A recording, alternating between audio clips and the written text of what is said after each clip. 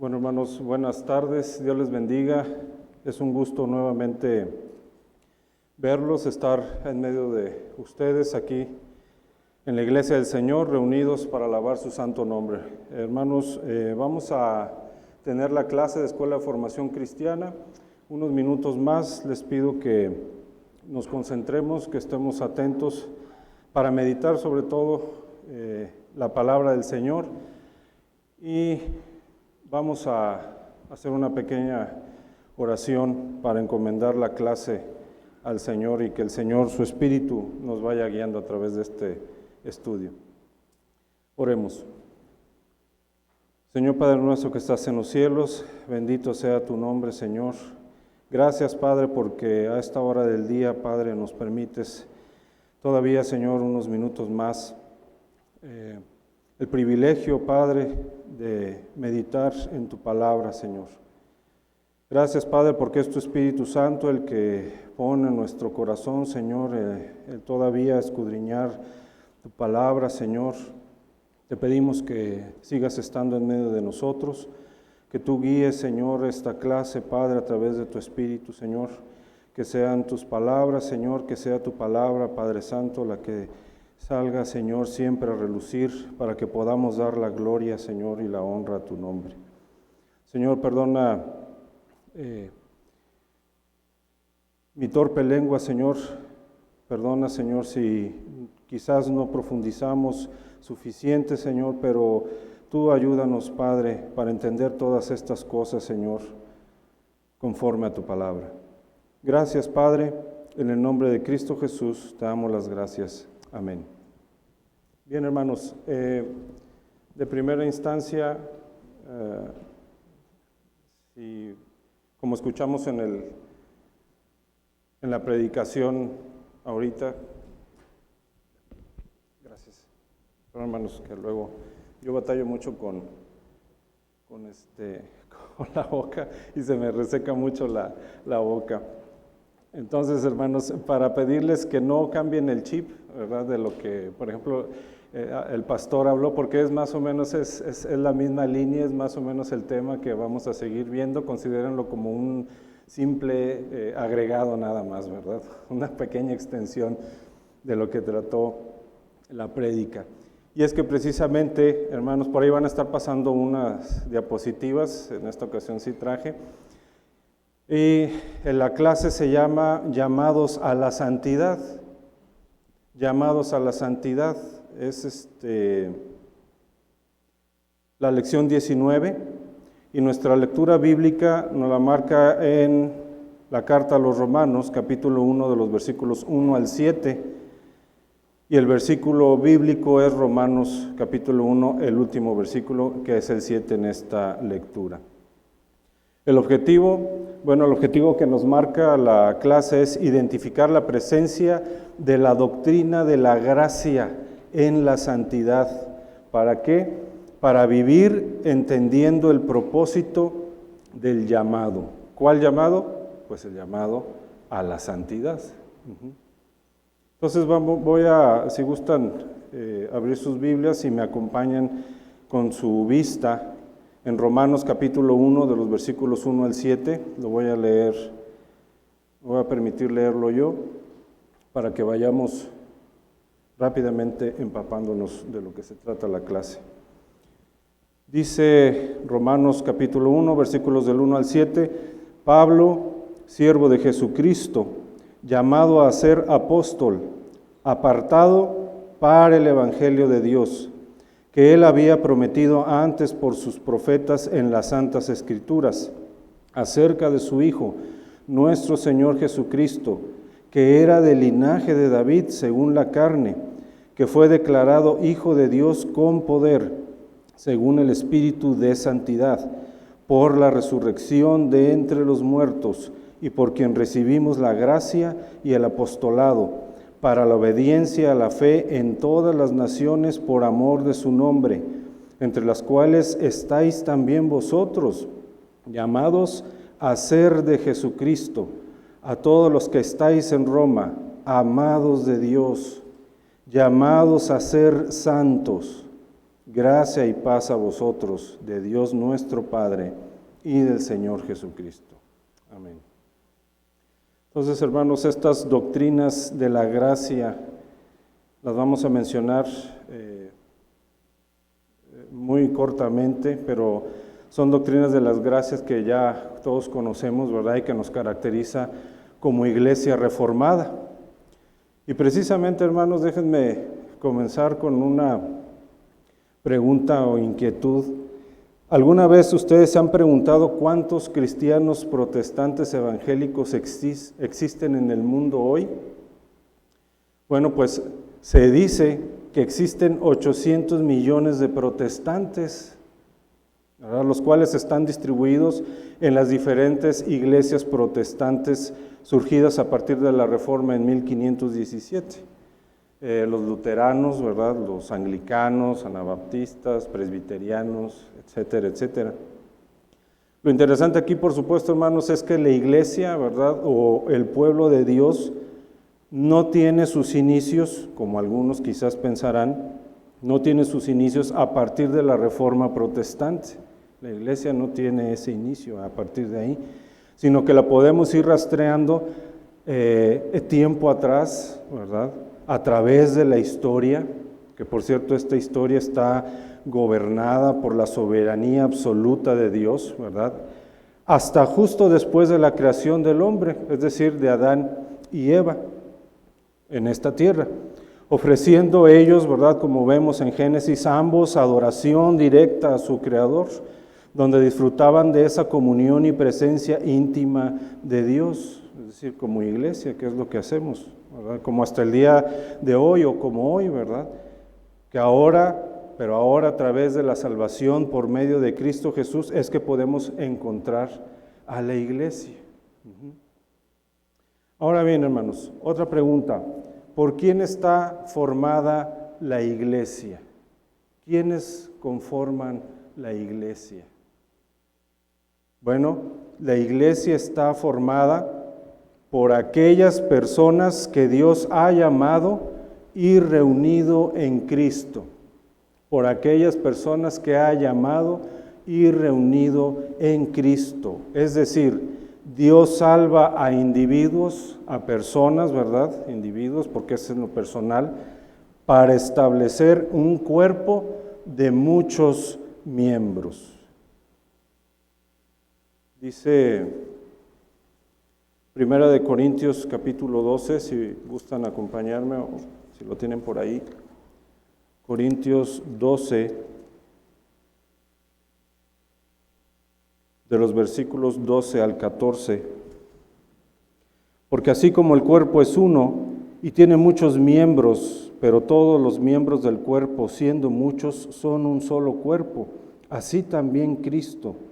Porque por un solo espíritu fuimos todos bautizados en un cuerpo, sean judíos o griegos, sean esclavos o libres, y a todos se nos dio a beber de un mismo espíritu. Además, el cuerpo no es un solo miembro, sino muchos. Entonces, amados hermanos, podríamos decir que los que han sido salvados en Cristo Jesús han sido llamados. Registren, si pudieran registrar esa palabra. Han sido llamados por Dios, ¿para qué? Para formar parte de este pueblo, de esta iglesia de Cristo, ¿verdad?, a través de la historia. Y en este caso, como ejemplo, Romanos, ¿verdad?, que estamos viendo este pasaje, donde se nos hace referencia a la iglesia en Roma, la cual estaba formado por estos individuos llamados en Cristo para formar parte de su iglesia, ¿verdad?, que están llamados a la santidad. Entonces, como primer punto, hermanos, y rápidamente, vamos a tocar la iglesia en Roma, es decir, una breve descripción solamente de su formación o de su posible formación, porque por supuesto los comentaristas en general, ¿verdad?, coinciden en desconocer quiénes fueron los fundadores de la iglesia en la ciudad de Roma. Es muy probable, hermanos, afirmar que la iglesia ya estaba constituida. Según la tradición, se fundó en el año 42 después de Cristo. Esto es mucho tiempo antes de la primera visita de Pablo a Roma, que la hizo en el año 62 después de Cristo. Esto lo podemos ahí como referencia en Hechos capítulo 28, versículo 17. Ya ustedes podrán buscar la cita en sus casas y estudiar más a fondo. De hecho, hermanos, cuando Pablo escribe esta carta, ¿verdad?, a los romanos, se deja ver que Pablo no había estado en Roma, ya cuando la iglesia estaba fundada por creyentes judíos, ¿verdad? Entonces, estaba constituida y establecida ya esta iglesia. Y posiblemente, amados hermanos, la iglesia precisamente fue fundada por creyentes judíos que procedían de Roma, donde posiblemente estos, ¿verdad?, escucharon el mensaje del Evangelio en Jerusalén en el día de Pentecostés. Ustedes recordarán ese pasaje en Hechos capítulo 2 de los versículos 1 al 10, el día de Pentecostés, que estaban ahí unos romanos, se menciona en el creyentes romanos en el pasaje. Entonces estos creyentes romanos llevaron el Evangelio a Roma y posiblemente ellos fundaron la iglesia. Otra posibilidad que se toma en cuenta es que creyentes de la iglesia en Antioquía de Siria, debido a su ferviente celo evangelístico, que está en Hechos 13, versículo 1, hayan alcanzado entre los gentiles a algún ciudadano romano, o alguien de esa iglesia, que de esa iglesia haya ido a Roma y haya predicado allá el Evangelio, ¿verdad?, formando así quizás un primer grupo de creyentes en Jesucristo en la ciudad o en Roma. Entonces, amados hermanos, en aquella iglesia en Roma había judíos y gentiles que se reunían en casas a causa del Evangelio de Jesucristo, para adorar por igual al único Dios vivo y verdadero.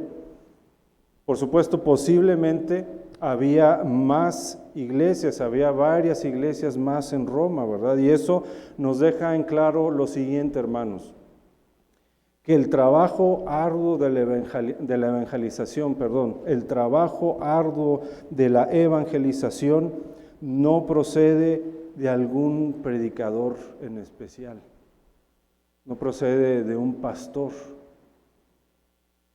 o de un gran teólogo, ¿verdad?, o quizás de un cantante, ahora en estos tiempos, o de un grupo cristiano.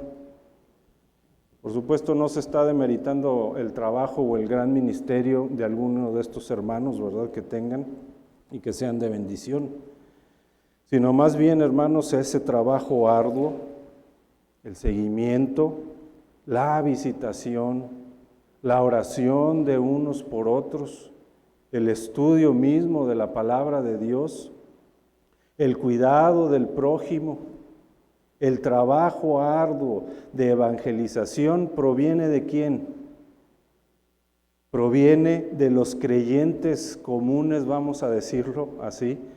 Proviene de los creyentes comunes que han creído en Cristo, que hemos creído en Cristo y que conformamos la iglesia de Jesucristo. Nosotros somos los que hacemos ese trabajo continuo, arduo, ¿verdad? La misma iglesia, nosotros mismos, de predicar y procurar predicar el Evangelio de Jesucristo.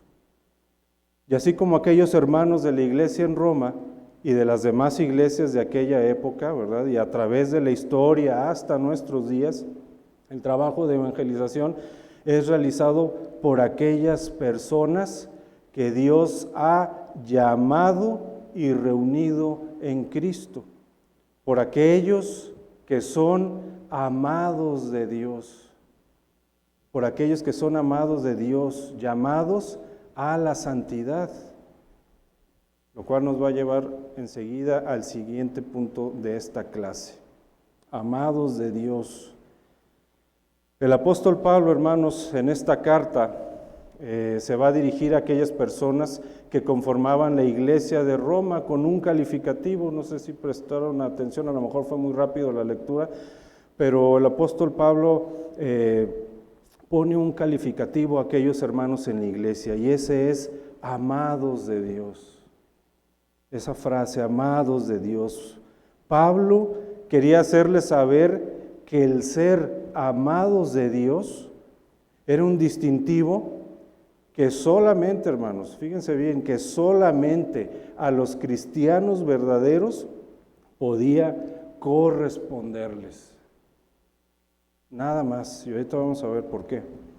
Con este distintivo el apóstol Pablo quería recordarles a estos hermanos y a nosotros también que Dios los ama, que Dios nos ama, no con un amor circunstancial o con un amor puntual, sino con un amor eterno, un amor eterno, es decir, que Dios ya los había amado habiéndolos escogido en Cristo antes de la creación, siendo esta una expresión eterna de amor por cada uno de ellos, inclusive por cada uno de nosotros, ¿verdad?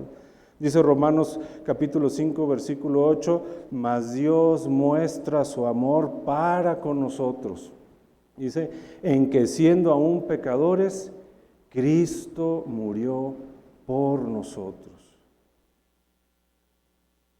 Ahora bien, amados hermanos, Pablo va a desarrollar y va a explicar, por supuesto, más detalladamente lo que quería decirles con los distintivos con los cuales se dirige a los creyentes en esta iglesia en Roma. Amados de Dios, en el versículo 7, si ustedes se percatan que dice, amados de Dios, les dice que somos llamados a ser santos, que son llamados a ser de Jesucristo, ¿verdad? Y es precisamente, hermanos, y aquí incluye lo que nosotros conocemos como las doctrinas de la gracia. Ustedes lo han de recordar, y si no, pues bueno, es válido volver a recordar, porque a veces no repasamos estos temas, ¿verdad? Entonces, las doctrinas de la gracia, recordándolas, son una depravación total, la elección incondicional, la expiación limitada, la gracia irresistible y la perseverancia de los santos. Entonces, hermanos, dentro de estas doctrinas de la gracia que nos distingue, ¿verdad? Como comentábamos en un principio, como iglesia reformada, están las doctrinas de la predestinación y la del llamamiento eficaz, ¿verdad? Ustedes, estoy seguro que ya habrán escuchado de estas doctrinas. Entonces, por lo tanto, vamos a recordar muy brevemente cuál es el contenido doctrinal y teológico de estas dos doctrinas. Si bien no vamos a ahondar, porque pues el tiempo es insuficiente y además no es ni de una sola clase, es de muchas clases, ¿verdad? Entonces, ahí va a estar las diapositivas que le voy a dar lectura de la Confesión de Westminster. Primero, de la doctrina de la predestinación, que es el capítulo 3, en la página 27. Voy a darle lectura a las secciones A, B, E y F. Ustedes lo pueden seguir. Entonces, esta doctrina de la predestinación, hermanos, tan famosa en nuestra iglesia reformada, pero también tan poco entendida y también tema de mucho debate. Pero dice, la Confesión de Westminster nos ayuda a entender y a no desviarnos. Para eso es la confesión que nosotros tenemos, gracias a Dios también, ¿verdad? La doctrina de la predestinación, hablando e incluye esto con respecto al decreto eterno de Dios. Dice, inciso A, Dios desde la eternidad, por el sabio y santo consejo de su voluntad, ordenó libre e inalterablemente todo lo que sucede. Sin embargo, lo hizo de tal manera que Dios ni es autor del pecado, ni hace violencia al libre albedrío de sus criaturas, ni quita la libertad ni contingencia de las causas secundarias, sino más bien las establece. Punto B. Aunque Dios sabe todo lo que puede suceder en toda clase de supuestas condiciones, sin embargo, nada decretó porque lo preveía como futuro o como cosa que sucedería en circunstancias dadas. Punto E. A aquellos que Dios ha predestinado para vida, desde antes que fuesen puestos los fundamentos del mundo, conforme a su eterno e inmutable propósito, y al consejo y beneplácito secreto de su propia voluntad, los ha escogido en Cristo para la gloria eterna. Dios los ha predestinado por su libre gracia y puro amor, sin previsión de su fe o buenas obras, de su perseverancia en ellas o de cualquier otra cosa en la criatura como condiciones o causas que le muevan a predestinarlos. Y lo ha hecho todo para alabanza de su gloriosa gracia. Punto F. Así como Dios ha designado a los elegidos para la gloria, de la misma manera, por el propósito libre y eterno de su voluntad, ha preordenado también los medios para ello. Por tanto, los que son elegidos, habiendo caído en Adán, son redimidos por Cristo y en debido tiempo, eficazmente llamados a la fe en Cristo por el Espíritu Santo. Son justificados, adoptados, santificados y guardados por su poder, por medio de la fe, para salvación.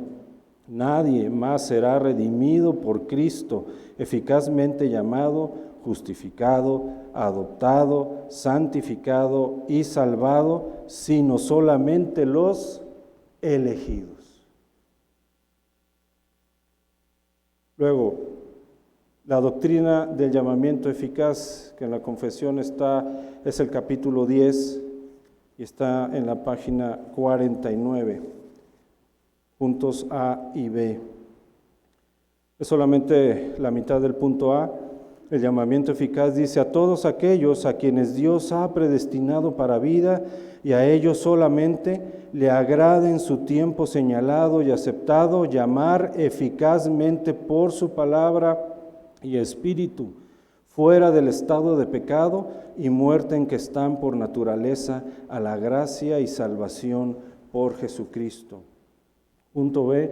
Este llamamiento eficaz es solamente de la libre y especial gracia de Dios y de ninguna otra cosa prevista en el hombre, el cual es en esto enteramente pasivo, hasta que siendo vivificado y renovado por el Espíritu Santo, es capacitado por medio de esto para responder a este llamamiento y para recibir la gracia ofrecida y transmitida en él. Entonces, esto es lo que el apóstol Pablo, hermanos, en pocas palabras,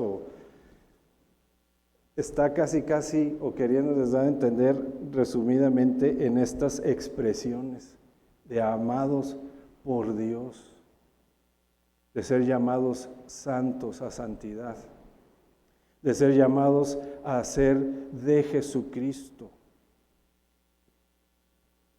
Tenemos que decir con toda certeza, hermanos, que estas doctrinas de la gracia, como la conocemos así, ¿verdad?, son bíblicas, ¿verdad? Es decir, están fundamentadas completamente en la Biblia, en la palabra del Señor, y así son enseñadas en la palabra de Dios también, ¿verdad? Entonces, hermanos, estas doctrinas de la gracia también las conocemos como calvinistas, ¿verdad?, que también las propuso Lutero, que también las propuso Agustín de Hipona, y de él el apóstol Pablo.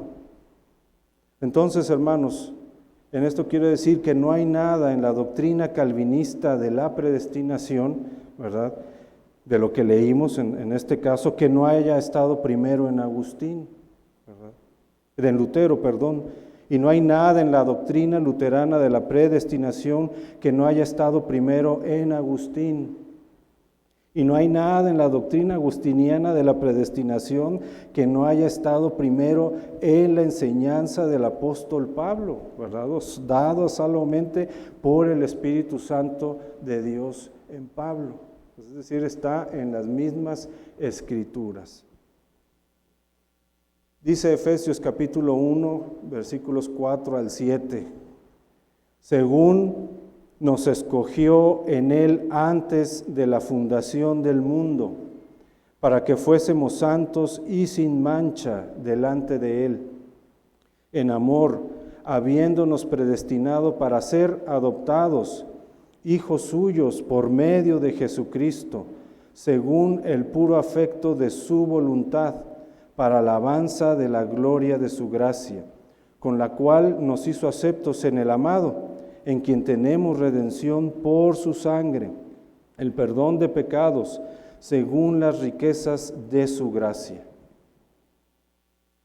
Otro pasaje, Romanos capítulo 9, versículos 10 al 16, dice, y no solo esto, sino también cuando Rebeca concibió de uno, de Isaac nuestro padre, pues no habían aún nacido, ni habían hecho aún ni bien ni mal, para que el propósito de Dios conforme a la elección permaneciese no por las obras, sino por el que llama. Se le dijo, el mayor servirá al menor, como está escrito, a Jacob amé, mas a Esaú aborrecí. ¿Qué pues diremos? ¿Que hay injusticia en Dios? En ninguna manera, pues a Moisés dice, tendré misericordia del que yo tenga misericordia, y me compadeceré del que yo me compadezca. Así que no depende del que quiere, ni del que corre, sino de Dios que tiene misericordia por cada uno de nosotros. Romanos 8, versículos 28 al 30.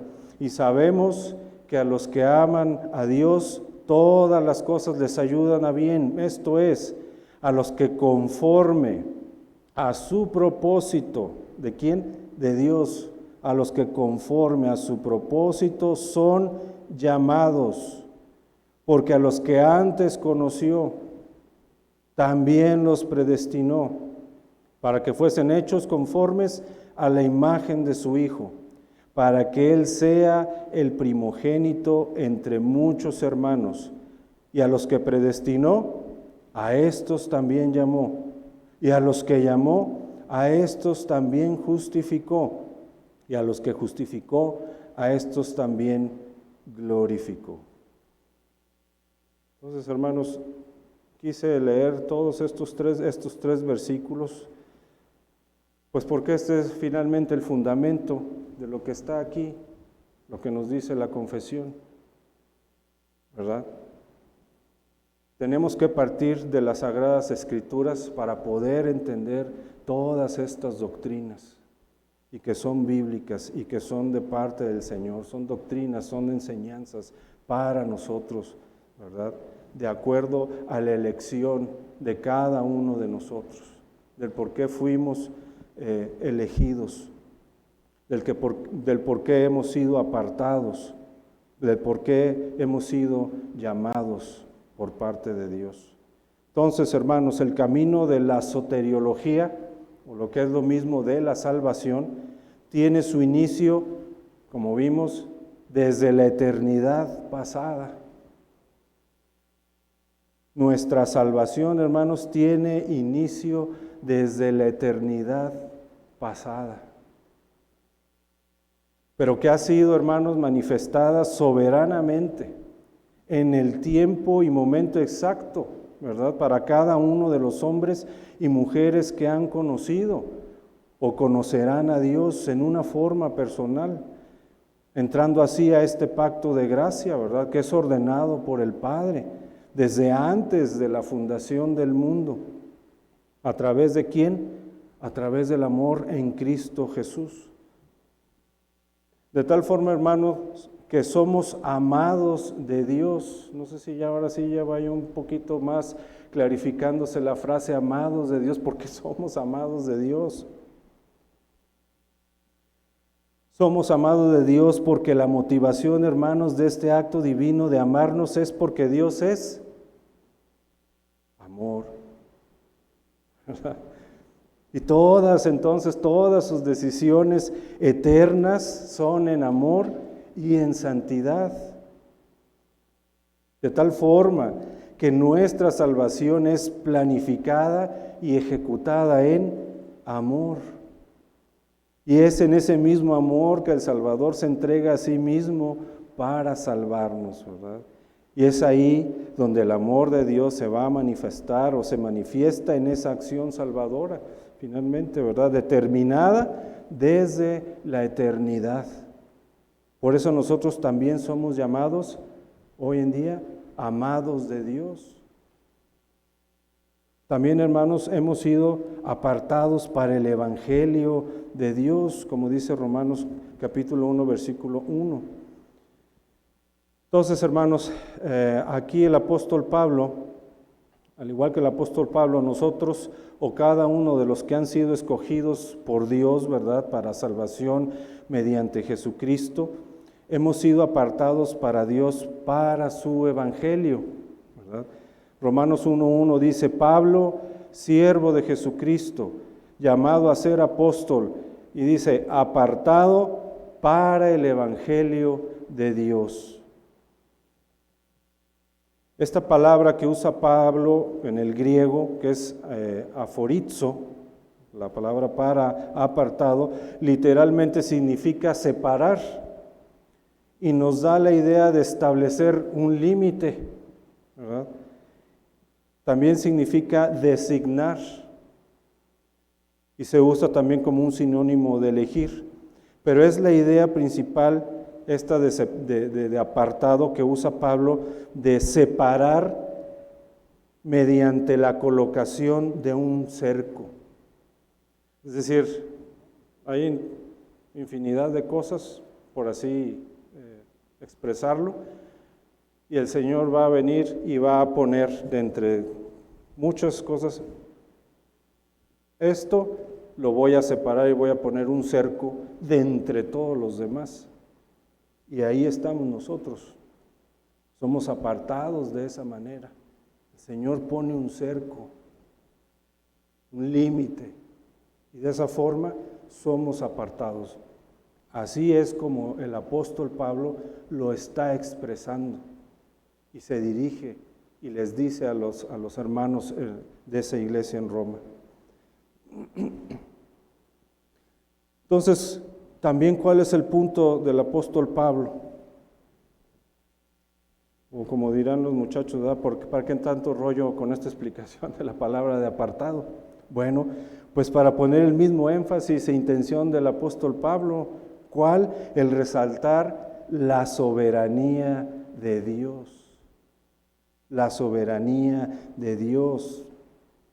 Esa soberanía que lo ha elegido a Él, dice, que nos ha elegido a nosotros y a todo aquel que cree para salvación por la soberanía del Señor.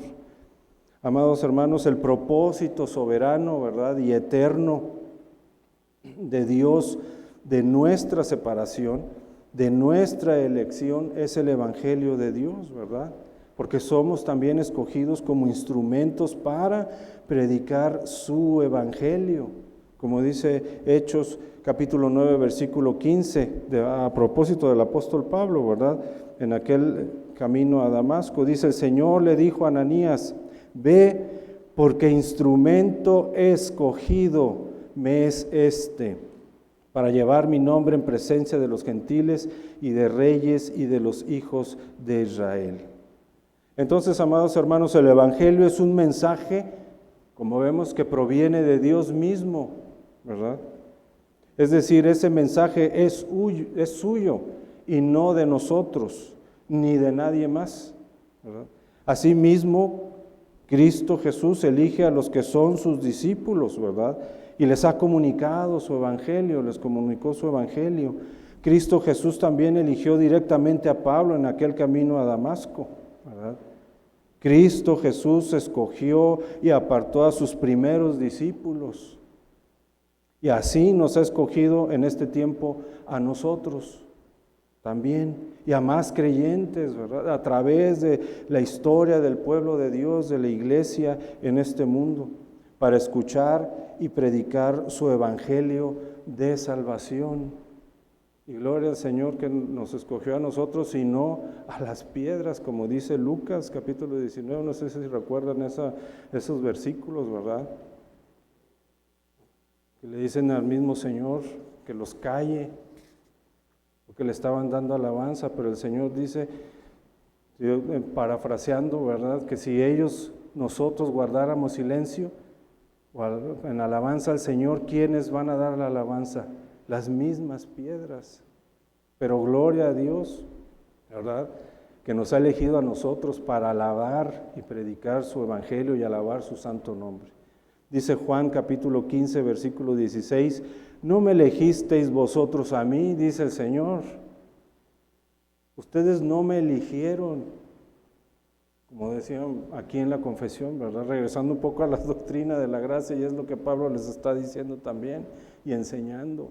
Nosotros no vamos a elegir nunca, nunca, hermanos, a Cristo, a Dios, fuera de su salvación, ¿verdad? El Señor es el que nos va a llamar, porque Él ya nos pensó, Él ya nos conoció desde la eternidad, ¿verdad? Y nos ha predestinado, nos ha dado un destino de ser, ¿qué? Imagen de Dios. Y nos ha apartado para su evangelio, para Él. Y nos ha llamado santos. Por eso dice Cristo mismo, no me elegisteis vosotros a mí, con toda esa autoridad, con esa soberanía que le caracteriza, que Él tiene, ¿verdad? Sino que yo os elegí a vosotros y os he puesto para que vayáis y llevéis fruto y vuestro fruto permanezca. Bien, hermanos, ya entrando al final de la clase, entonces, amados hermanos, Cristo es quien inicia esta relación, es decir, con nosotros. Nos va separando de la condición de pecadores, es decir, nos va a ir apartando de este mundo, ¿verdad? Nos limpia, nos justifica para formar parte de su cuerpo, como leímos, siendo un pueblo santo para su gloria. En otras palabras, somos llamados a ser de Jesucristo. Ahora sí, como dice el apóstol Pablo, ustedes están llamados a ser de Jesucristo por estas razones. Dice Romanos 1:6, y por quien recibimos la gracia y el apostolado para la obediencia, la fe en todas las naciones, por amor de su nombre, entre las cuales estáis también vosotros, llamados a ser de Jesucristo. Y también, hermanos, estamos llamados a ser santos, como dice el último versículo, el 7. Por lo tanto, amados hermanos, dice el versículo 7, a todos los que estáis en Roma, o vamos a poner aquí el nombre de nuestra iglesia, a todos los que estáis en la iglesia El Divino Redentor de Bellavista, en la ciudad de Monterrey. Amados de Dios, llamados a ser santos, gracia y paz a vosotros, de Dios nuestro Padre y del Señor Jesucristo, describiendo precisamente esa relación que tenemos con el Señor, con Cristo, porque somos amados de Dios, somos llamados a ser de Jesucristo, somos apartados para su evangelio. Fuimos llamados por Dios para salvación. Hemos venido a ser santos, hemos sido separados, ¿verdad? Y los que han confiado en Jesucristo han sido apartados para santidad. Como conclusión, hermanos, ya para terminar la clase, amados hermanos, pues la salvación no es algo, finalmente, que por nosotros es hecha. Nosotros no hacemos la salvación, ¿verdad? No es hecha ni es dada para Dios como para agradarle. Por supuesto que no. Es Dios primero quien nos elige, como vimos. Él nos aparta y nos llama eficazmente en su gracia para ser amados, para ser de Jesucristo, para ser santos. No somos impecables, ni absolutamente perfectos, ¿verdad? Pero sí somos propiedad de Dios, apartados de entre los demás hombres y mujeres para salvación, y proclamar, como dice 1 Pedro 2:9, las virtudes de aquel que los llamó de las tinieblas a su luz admirable. Es decir, hermanos, somos santos porque estamos en Cristo, ¿sí? Entonces hemos sido librados del poder de las tinieblas y trasladados al reino del Hijo. Y ahora estamos unidos a Él. Y en Él, hermanos, encontramos la plenitud de todas las cosas. Y por supuesto, la plenitud de nuestra salvación. Amén, hermanos. Y estamos completos en Él. Para terminar, estamos completos en Cristo. Para terminar, hermanos, ya quisiera yo compartirles, sé que esto no es a lo mejor normal, pero quisiera compartirles un precioso himno que Asael me va a ayudar a poner, por supuesto doctrinal en todo sentido, y que nos habla de estas cosas. Quisiera yo compartirles para que ustedes también lo meditaran, y pues es un medio de gracia también para reforzar lo que nosotros estudiamos en cada clase y con respecto a estos temas. Si se lo saben, pues pueden entonarlo y cantarlo.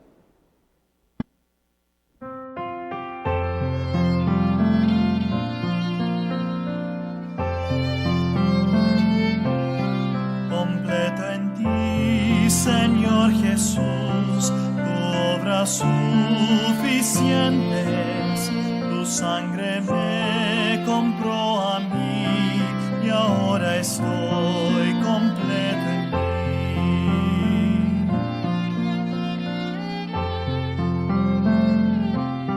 Completo en ti soy por la fe y por tu gracia en mi ser. Gloria te doy, mi Salvador, firme estaré, completo en ti, justificado ante ti, santificaste mi vivir y mi perdón pagaste tú al derramar tu sangre aquí.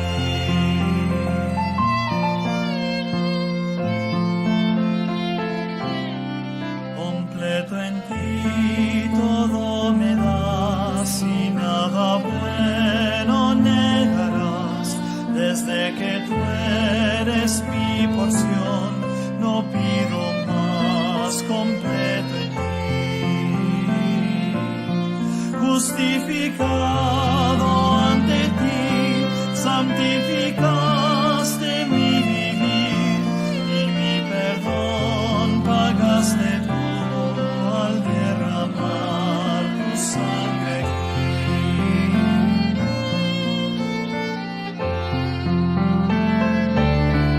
Buen Salvador, ante tus pies tribus y lenguas estarán, y entre los salvos yo estaré por siempre ya completo en ti, justificado ante ti, santificaste mi vivir y mi perdón pagaste tú al derramar tu sangre aquí.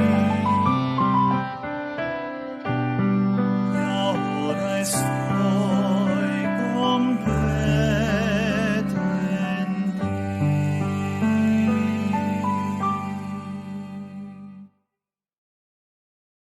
En Cristo.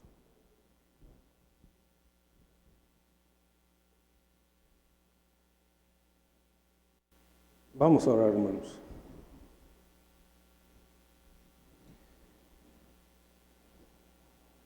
Señor Padre nuestro que estás en los cielos, gracias Padre porque, Señor, podemos cantar, Señor, y alabar tu santo nombre. para decir que estamos completos en ti, Señor, porque nuestra salvación está completa, Señor, en ti. Porque tú eres fiel, Señor, para completar, Señor, y finalizar tu obra en nosotros.